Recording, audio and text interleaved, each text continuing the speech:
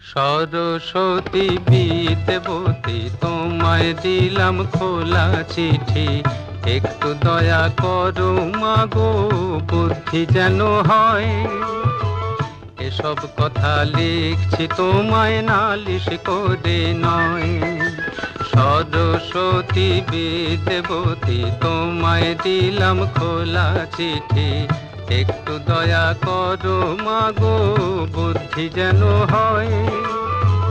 এসব কথা লিখছি তোমায় নালিশ করে নয়।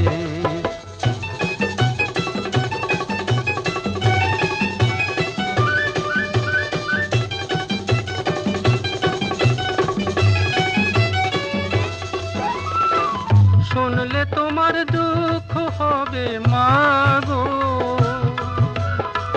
কোন দেশেতে ধান বেশি হয়, কোন দেশে